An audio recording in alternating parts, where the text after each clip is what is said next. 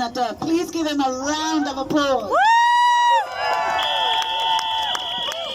Hello, my name is Nader Awad.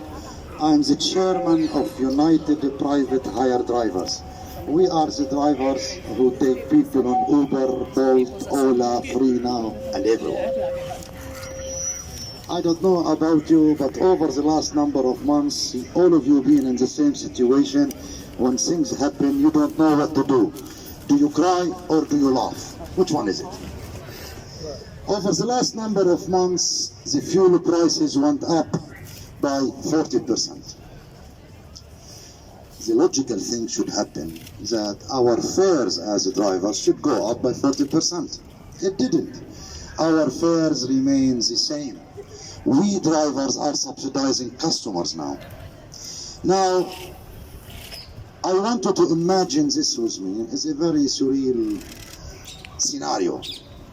Imagine the chief executive of British Gas or Empower or Scottish Power or Scottish and Southern, the big 5 energy companies, go to his shareholder meetings next year and say, as all of you are aware, the cost went up by 40%. What we decided to absorb it.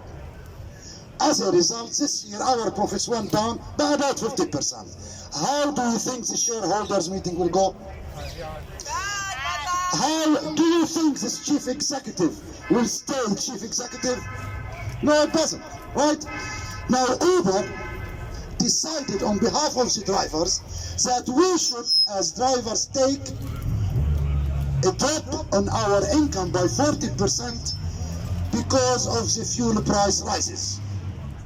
So effectively, every driver has lost 40% of their income. Now, me, I'm an example.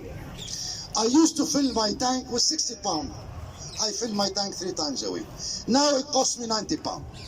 So I lost 100 pounds a week. Over a year, 5,000 pounds. Now, my tax, my income last year, after I did my returns, tax returns, I ended up with 23,500 pounds for working a year, 7 days a week, 80 hours a week. During the pandemic, I did not stop for a single day. Just last year, 23,500. If this year I lose 5,000 out of them, I end up with what, 18,000? So how this can be sustainable? Now, the energy companies increase their prices because they have shareholders. Now, do drivers, don't we have shareholders? Our families are our shareholders. If these chief executive of the big energy companies have shareholders they are accountable for, we are accountable for our families. We have shareholders as well. The difference is the energy company shareholders are rich. They have some spare money and they invested it in shares because they have some cash to spare. They want to do with it and invest it in shares. Our shareholders don't have money. They rely on us. We provide for them. So we have, our cost of living went up and our income went down. That's a recipe for what? For disaster. We have nothing left. We have to work, we have to earn, we have to provide. And you must reunite. Now, the question everyone says, why the drivers are the weakest link? Why Uber and these operators can do this to the drivers? The answer is simple.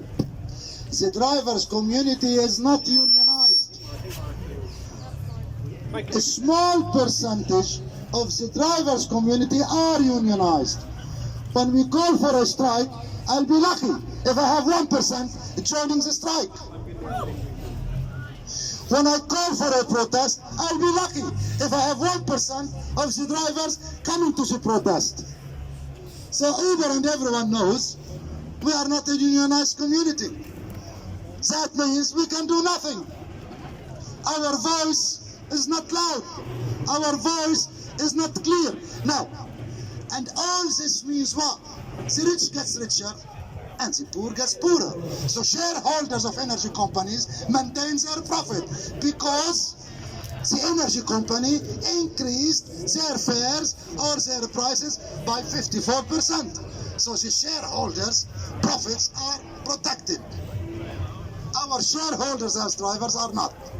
Corporate slavery. So, we as a government, it's quite obvious what they are doing to us. The rich is getting richer and the poor is getting poorer. We need a bloody revolution. The people need to stand together for a better future. Thank you very much. Solidarity.